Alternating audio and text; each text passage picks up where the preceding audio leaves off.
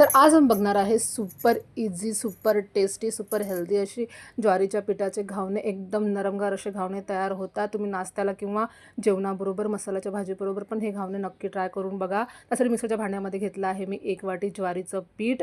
सोबतच घेतलं आहे मी अर्धी वाटी बारीक रवा. तुमच्याकडे जो रवा असेल जाडा बारीक तुम्ही घेऊ शकता, कारण मिक्सरमधून फिरवणार आहे तर रव्याचं काही टेन्शन नाही आहे. सोबतच घेणार आहे आपण अर्धी वाटी दही. जर तुम्हाला तुमचं दही जर आंबट असेल तर तुम्ही कमी प्रमाणात टाकू शकता. चवीनुसार मीठ टाकायचं आहे आणि आपल्याला मस्तपैकी पाणी टाकायचं आहे आणि हे पीठ मिक्सरमधून फिरवून घ्यायचं आहे.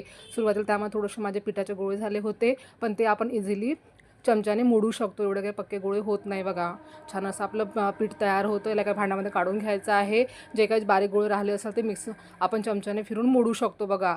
अगदी झटपट अशी रेसिपी आहे. ज्वारीचं पीठ आहे तर आपण थंड पाणी, गरम पाणी असं काही नाही, तुम्ही थंड पाण्याचा वापर करू शकता. रवा वापरला आहे म्हणून आपण त्याला 15 मिनिटासाठी रेस्टला ठेवलं होतं बघा. छान असं घट्ट झालेलं आहे पीठ.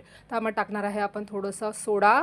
आता त्याला मस्त मिक्स करून घेणार आहे. गॅसवर मी आधीच ऑलरेडी पॅन गरम करायला ठेवलं होतं. पॅन जर व्यवस्थित गरम असलं पाहिजे.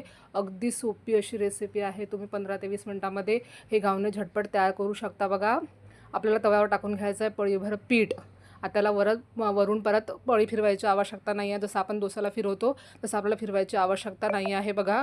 ते ॲटोमॅटिकच लांबतं आणि त्याला बघा इथे छान अशी जाळी पडत आहे बघा. अगदी सोपी अशी रेसिपी आहे. तुम्ही ही रेसिपी नक्की ट्राय करा. एकदम कॉन्फिडन्सली तुमचं रेसिपी चुकणार नाही बघा. सुपर हेल्दी आणि सुपर इझी रेसिपी आहे बघा. माझ्या आत्तापर्यंतच्या रेसिपीमधली ही सगळ्यात सोपी अशी रेसिपी आहे.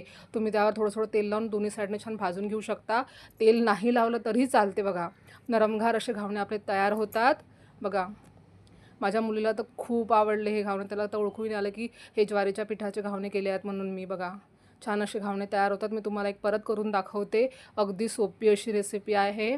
त्यावर आपल्याला पळीभर पीठ टाकायचं आहे बघा. अशा पद्धतीने आपण तवा फिरून घेऊन त्याला लांबवू शकतो बघा. बघा मसाल्याच्या भाजीबरोबर तर एकदम भारी लागते बघा हे घावणे बघा. छान असे त्यावर जाळी पडते ॲटोमॅटिक. थोडं तेल टाकून आपल्याला दोन्ही साईडने मस्तपैकी आपल्याला शेकून घ्यायचं आहे बघा. छान असे आपले घावणे तयार झाले बघा. ती छान अशी जाळी पडलेली आहे. अगदी सोपी अशी रेसिपी आहे. एकदा तुम्ही हे घावणे नक्की ट्राय करून बघा आणि मला कमेंट करून सांगा की तुम्हाला ज्वारीच्या पिठाचे घावणे कसे वाटले ते बघा. छान असे घावणे मी तयार करून घेतले. तर तुम्हाला माझी आजची सुपर इझी रेसिपी कशी वाटली कमेंट करून मला नक्की सांगा.